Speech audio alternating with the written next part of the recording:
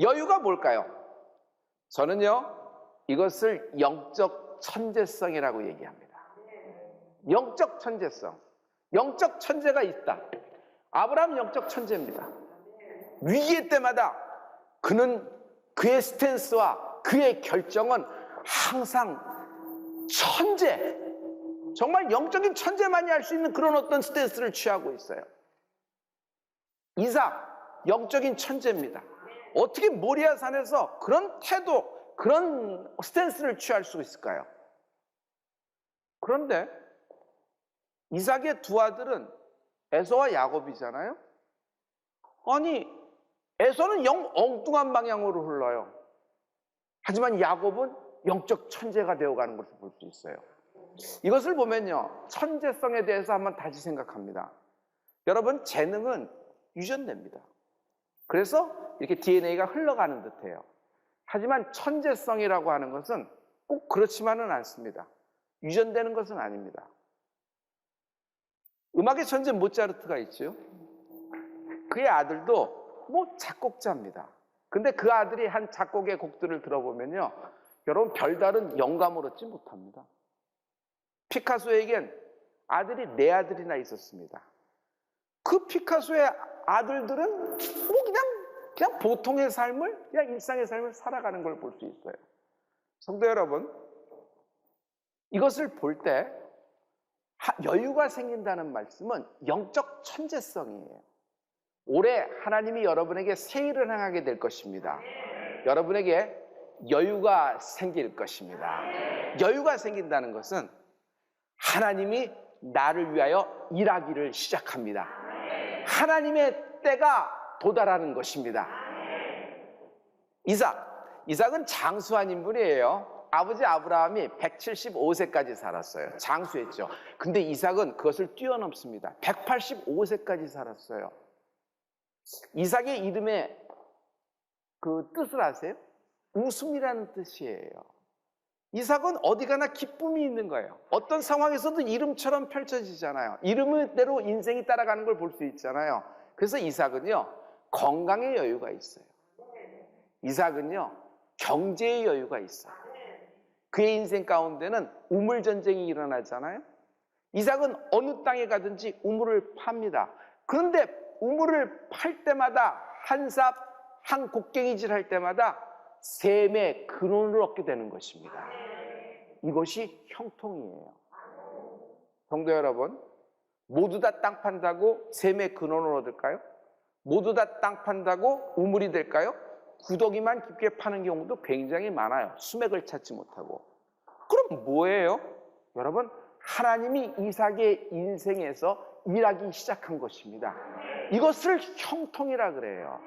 이삭의 동네에 마을 사람들, 그 마을 사람들에 있는 재산, 가축들, 심지어 지나가는 나그네까지 이삭의 우물에서 목을 축이게 됐어요. 고대 사회의 우물이라는 것은 지금 현대 사회의 재산이에요. 큰 기업이에요. 이것은 축복입니다.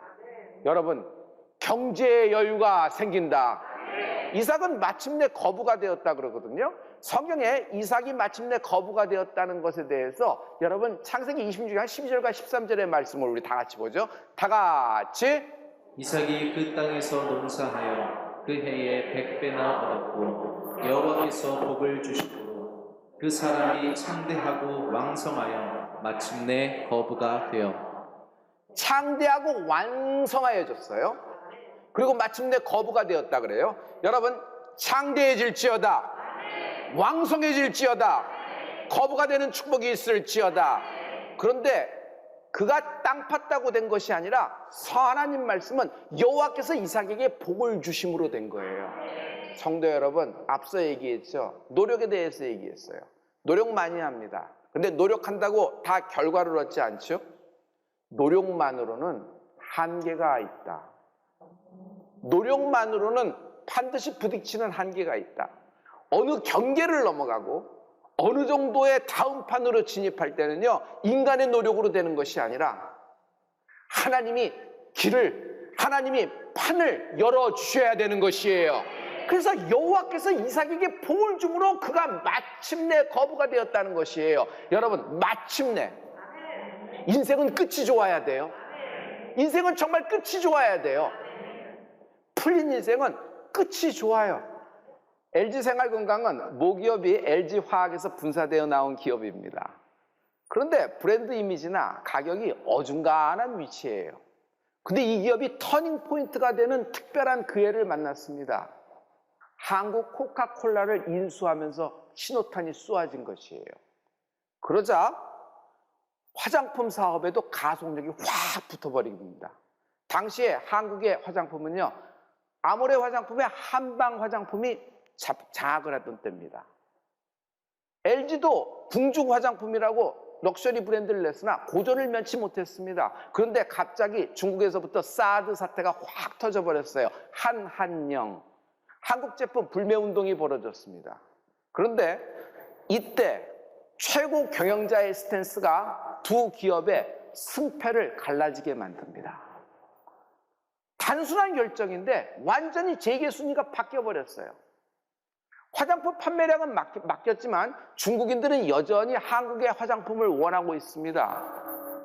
보따리 장사꾼들이 전체가 다 면세점에 이르러서 화장품을 사가는 겁니다. 그리고 중국에 갖다 풀어놓으면 다 팔리는 그런 시대가 됐어요. 그런데 아모레는 이미지 관리, 럭셔리 브랜드라는 생각에 개수 제한을 했던 겁니다. 그러나 LG는 이때 수요를 풀어버렸어요. 막 싸게 했어요. 막 퍼줬어요. 막 여유 있게 막 퍼줬어요. 결과가 어떻게 됐죠? 순위가 바뀌어버렸어요. 역전이 되었단 말이에요. 이건 대응과 전략의 차이였던 것이에요. 성도 여러분, 이삭의 아내가 리브가예요. 이삭의 아내이기도 하지만 리브가는요, 동시에 아브라함의 며느리예요. 하나님의 축복을 받은 그 무시무시한 아브라함, 그 영적으로 얼마나 창대하고 얼마나 하나님이 그 이름을 높여줬어요. 근데 그 가문의 며느리가 되는 것이에요. 어떻게 이렇게 됐을까? 리브가는요, 여유가 있다. 그는 처녀 시절부터 손님 접대를 잘해요. 손님 접대를 잘한다는 게 뭐죠? 인색하지가 않다는 거예요.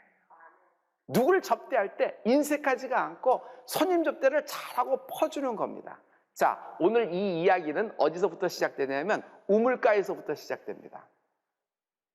아브라함의 하인이 이삭의 신부감을 찾아 나섭니다. 우물가에 도착하자 그는 기도를 해요. 하나님, 내게 물을 주고 내가 끌고 온 낙타에게 물을 주는 여인이면 하나님의 뜻한 여인인 줄 알겠습니다 라고 기도하는 것입니다.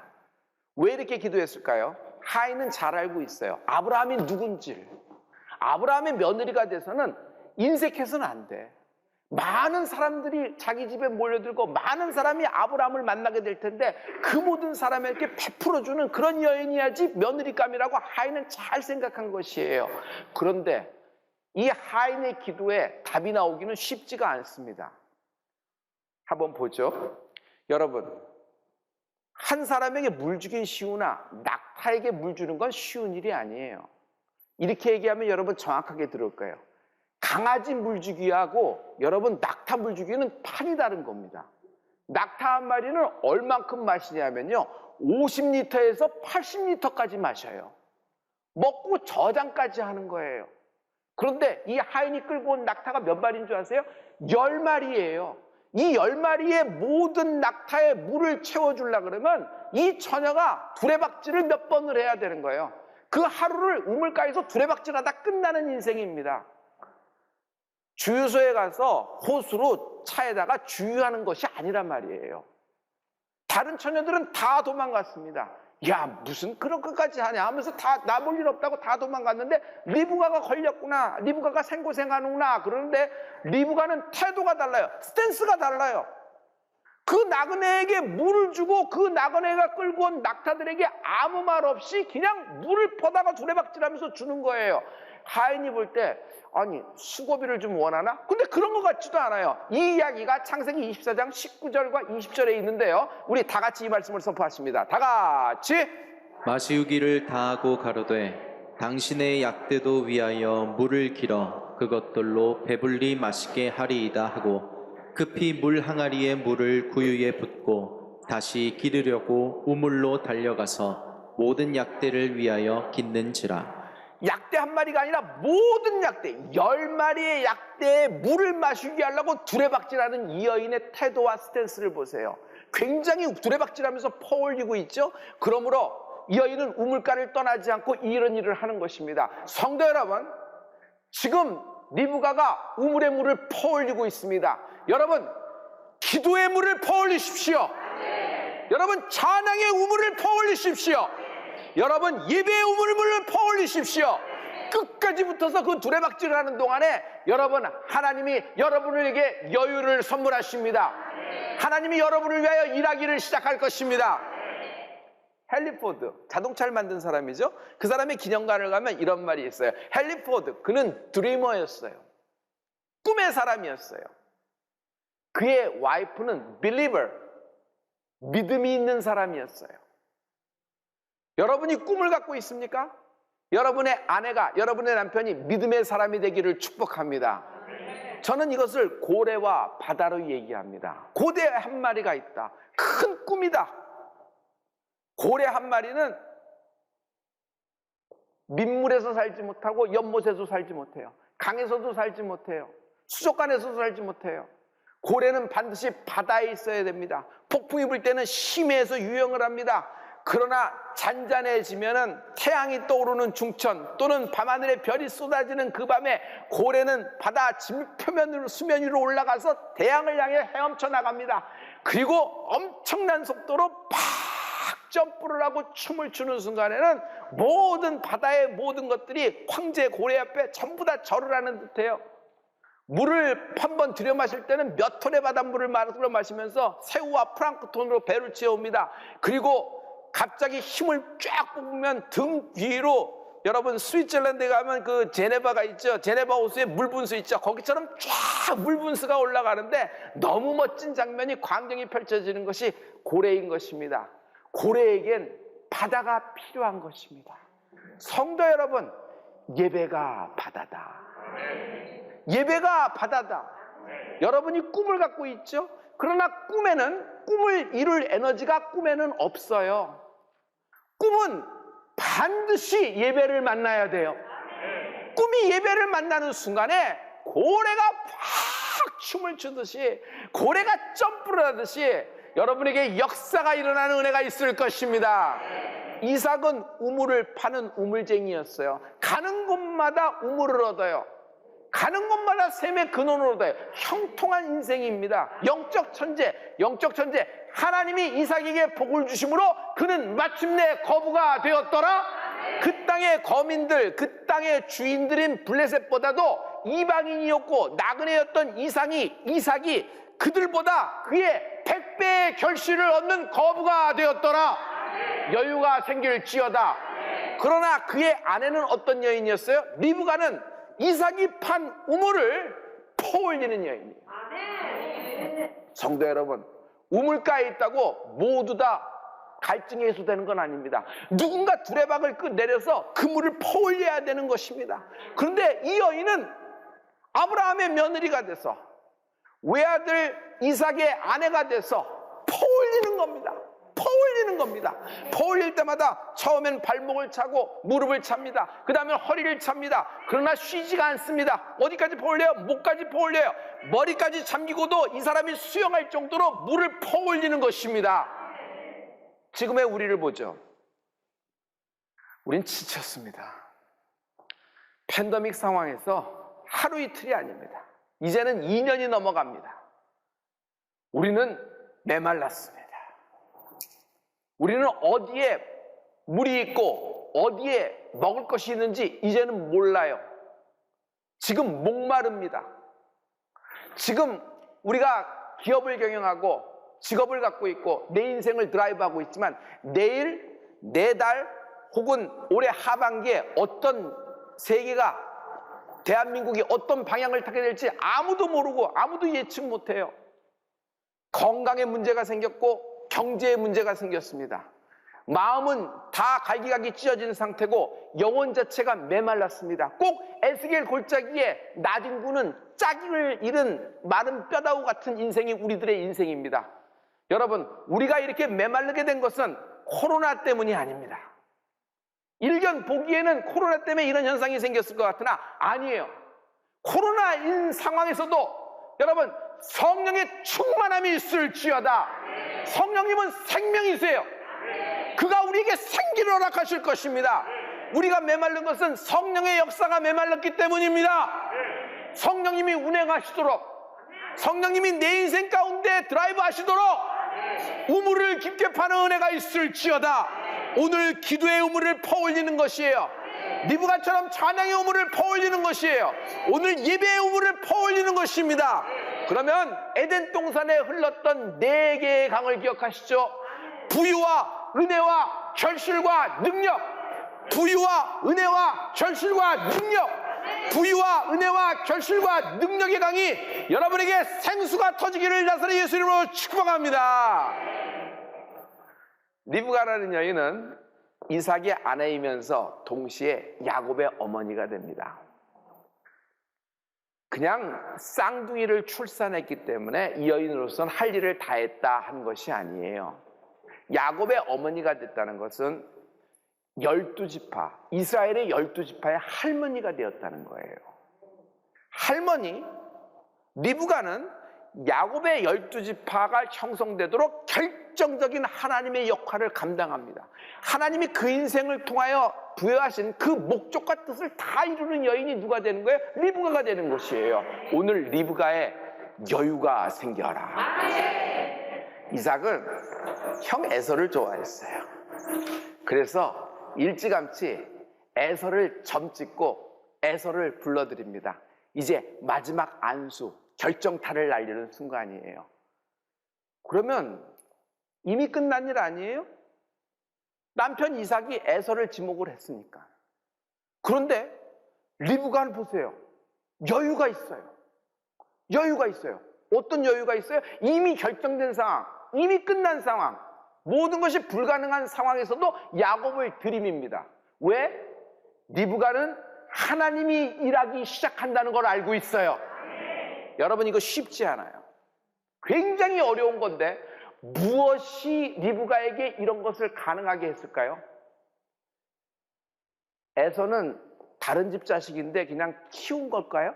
그렇지 않아요. 자기가 배 아파 난 에서도 자기의 자식이에요. 자기가 이렇게 모든 것을 바꿔버리면 형제간에 칼부림이 나고 집안은 깨질 건 뻔히 아는데도 리브가는 이런 일을 하는 거예요. 왜 이런 일을 할까요?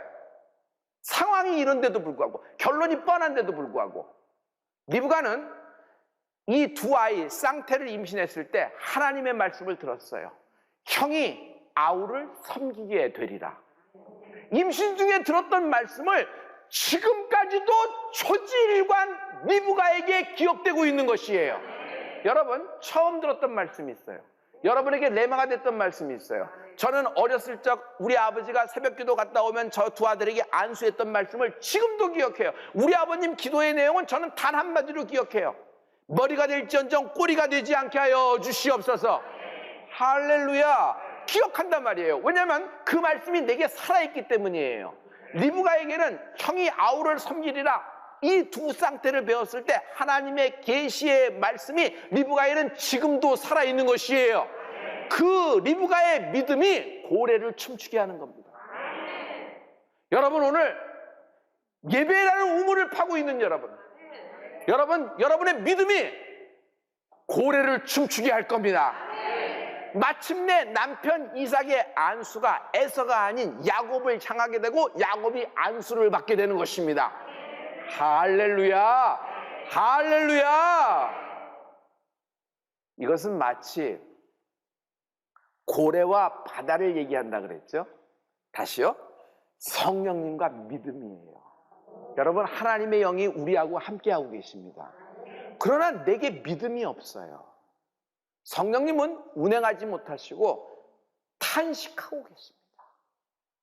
그러나 내가 믿음이 있어요. 그러면 하나님의 영이 창세기에서 수면 위를 운행하시면서 첫째 날에 창조의 역사가 시작되기 시작했죠? 여러분, 똑같은 거예요. 여러분, 믿음을 가지십시오. 어떤 상황에서도 겨자씨 같은 작은 믿음이라도 소유하는 은혜가 있을지어다. 그 작은 믿음 속에 창조의 역사가 있는 것이에요. 하나님은 능력이 있는 자 없는 자를 따지고 키가 큰 자와 적은 자를 따지는 것, 하나님은 몸무게를 보고 따지는 것이 아니라 재산 정도를 보고 따지고 학력 보고 따지는 것이 아니라 하나님은 믿음 있는 자와 손잡고 일하시는 것입니다. 할렐루야. 그러므로 여유는 믿음으로 생긴다. 여유라고 하는 것은 게으름이 아닙니다. 그렇다고 손 놓고 멍 때리는 것도 아닙니다. 내게 주신 말씀이 역사하시도록 그 방향을 바라보면서 여러분 오늘 첫 발을 디디는 은혜가 있을지어다. 그 방향으로 스탠스를 취하고 그 방향으로 움직이는 것이에요. 여호수아 요단강의 첫 발을 담그라는 것이에요. 여호수아 여리고성을 돌기 시작하라는 것이에요. 하나님의 말씀을 들었을 때가 타이밍이에요.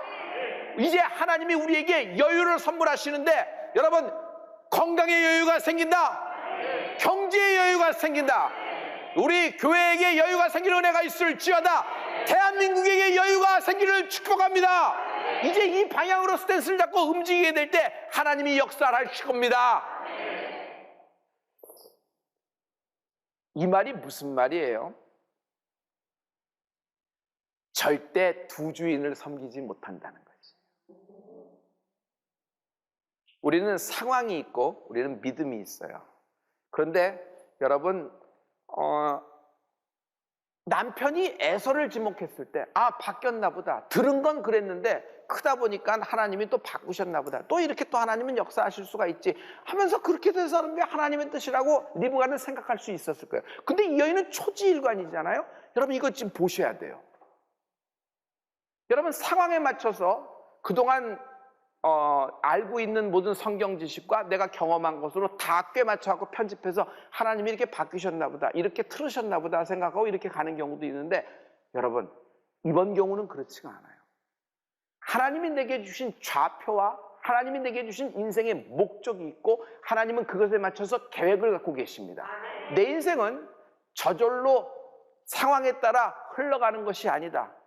나는 공장에서 통조림 찍어내듯이 자동 생산된 어떤 인생이 아니라 하나님의 손으로 직접 나에게 생명과 생기를 주시고 인생을 선물해 주신 것이다. 그러므로 나는 하나님의 특별한 사명, 특별한 뜻을 내가 갖고 있다. 그런 사람은 절대로 상황 논리에 모든 것을 휩쓸려 가는 것이 아니에요. 이러면 이렇고 저러면 저런 것이 아니에요. 어떤 상황이 오더라도 먼저 그 나라와 그 의를 구하는 은혜가 있을지어다.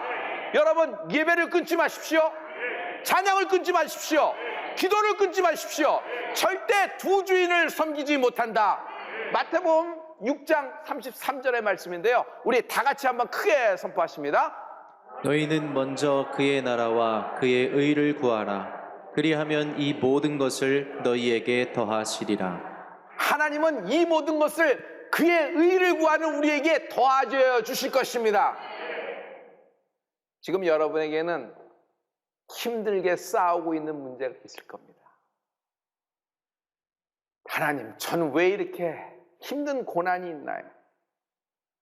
저는 왜 이렇게 눈물골짜기를 지나가야 하나요? 왜 내 인생은 이렇게 어렵나요? 나의 인생을 통해서 드러낼 하나님의 계획이 있다. 성도 여러분, 마지막 때 하나님은 당신을 복음의 스피커로 쓰실 겁니다. 이삭과 리브가가 가졌던 영적 천재, 여유가 생긴다.